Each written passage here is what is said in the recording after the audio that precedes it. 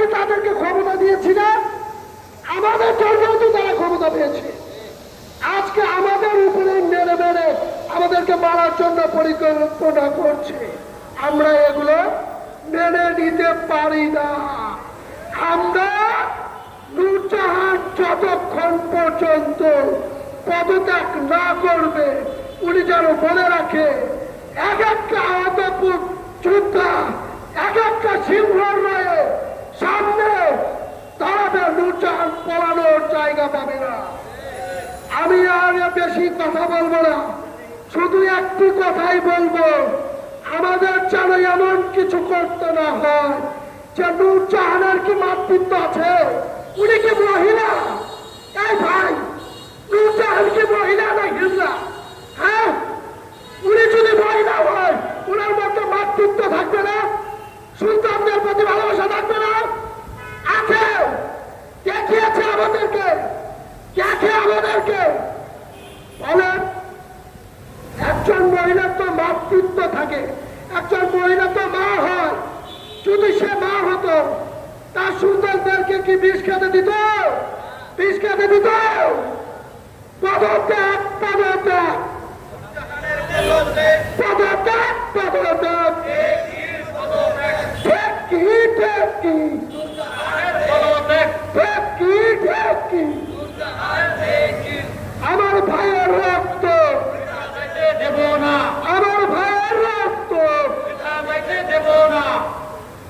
আবু সাঈদ মুগ্ধ। সম্মানিত উপস্থিতি, আমাদেরকে যদি সুচিকিৎসা দেখেন, এই নূরজাহান কেমন মাত্রায় মাত্রার আমাদেরকে কিছু স্বাস্থ্য কার্ড ধরিয়ে দিয়েছে। সেগুলো কি জানেন? কলা ফলে মূলা ধরিয়ে দিয়েছে। কি দিয়েছে? মূলা, মূলা। বুঝছেন? এই মূলা কিভাবে দিয়েছে জানেন? বলেছেন আমাদের এই স্বাস্থ্য কার্ড দিয়ে আমরা সুচিকিৎসা পাবো, কিন্তু আমরা কোনো হাসপাতালে গিয়ে আমরা ওই কার্ড দ্বারা সুচিকিৎসা পাই না। আমাদেরকে মস্করা মনে হয়, আমাদেরকে কি মনে হয়? আমরা একটা মানুষ এখনো আপনাদেরকে ছেড়ে দিয়ে কথা বলবো না। আমি এই বলে আমি আমার সংক্ষেপে বক্তব্য শেষ করছি। আর একটা কথা বলি, এই বাংলাদেশে পুরো আমাদের ভাইদেরকে বিষ খেয়েছে, তার জন্য কোনো প্রতিবাদ করেনি। এই ঈদে জামা জুতো অ্যাক্সেসরিজের ডিসকাউন্ট। আমি একজন আহত ব্যক্তি হয়ে জনতা দলের কেন্দ্রীয় সদস্য হিসেবে ডাক দিয়েছি। আমার কেন্দ্রীয় সদস্য থেকে শুরু করে সকল সদস্য আমার ডাকে সাড়া দিয়েছে। আমরা মজবুত, আমরা ক্ষতিগ্রস্ত, আমরা জানি কিভাবে তাদেরকে নামাতে হবে। সম্মানিত সাংবাদিক ভাইরা, আপনারা এটাই বলেন, আমরা কি কোনো ভুল কিছু বলছি? আমরা কি কোনো ভুল কিছু চাচ্ছি? সকলকে ধন্যবাদ জানিয়ে আমি আমার বক্তব্য শেষ করছি। আল্লাহ হাফেজ। গতকালকে 4 জন জুলাই যোদ্ধা যারা দৃষ্টি হারিয়েছিল ফ্যাসিস্টের গুলিতে, এই রাষ্ট্রীয় বাহিনীর গুলিতে যারা চোখের দৃষ্টি হারিয়েছিল, 4 জন সেই অন্ধ জুলাই যোদ্ধা বিষ খেয়েছে। তারা বিষ খেয়ে আমাদের পুরো 18 কোটি বাংলাদেশের মানুষদেরকে একটি প্রশ্নের সম্মুখীন করেছে, যে প্রশ্নের উত্তর আমাদের কাছে নেই। এই প্রশ্নের উত্তর কারা দিবে? এই প্রশ্নের উত্তর দেওয়ার দায়ভার ইন্টারিয়াম গভর্নমেন্টে। এই প্রশ্নের উত্তর আমরা চাই ডক্টর মোহাম্মদ ইউনূসের কাছে, এবং আমরা চাই আমাদের স্বাস্থ্য উপদেষ্টা নূরজাহান বেগমের কাছে।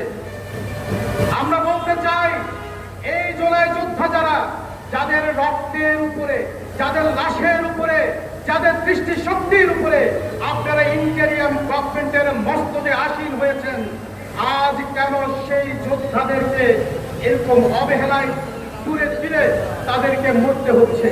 তাদেরকে কেন অভিমানে বিষ খেতে হচ্ছে? তারা কি চেয়েছিল? তারা চেয়েছিল একটি সমতার বাংলাদেশ। তারা কি চেয়েছিল? তারা চেয়েছিল বৈষম্যহীন একটি বাংলাদেশ। তারা কি চেয়েছিল? তারা চেয়েছিল একটি সুখী সমৃদ্ধ বাংলাদেশ, যেখানে প্রতিটি মানুষের নিরাপত্তা থাকবে। এই কি সেই নিরাপত্তা যেই জুলাইয়ের পরে ইন্টেরিয়াম গভর্নমেন্ট আমাদের ম্যান্ডেট নিয়ে আমাদের 18 কোটি বাংলাদেশিদের নিরাপত্তা তো দূরের কথা, সামান্য জুলাই যোদ্ধা যারা রয়েছেন গুটি কয়েক তাদেরই নিরাপত্তা দিতে পারে না। এই প্রশ্ন বাংলাদেশের 18 কোটি মানুষের পক্ষ থেকে আমি ইন্টেরিয়াম গভর্নমেন্টে করছি। আমরা আহ্বান করছি আম জনতা দলের পক্ষ থেকে অনতিবিলম্বে ইন্টেরিয়াম গভর্নমেন্টকে সংস্কার করুন। কোনো আমরা কাঠের ঢেকি দ্বারা এই সরকারের উপদেষ্টা মন্ডলী পরিচালিত হতে পারে না। কারণ এসব আমরা কাঠের ঢেকি নামক উপদেষ্টাদের দিয়ে আমাদের 18 কোটি মানুষের গণমানুষের বাংলাদেশের আজ পর্যন্ত কোনো উপকার আমরা দেখতে পাচ্ছি না। ওনারা শুধু ক্ষমতার মস্তকে বসে শুধু নিজেদের হিসেবে নিকেশ করতে ব্যস্ত।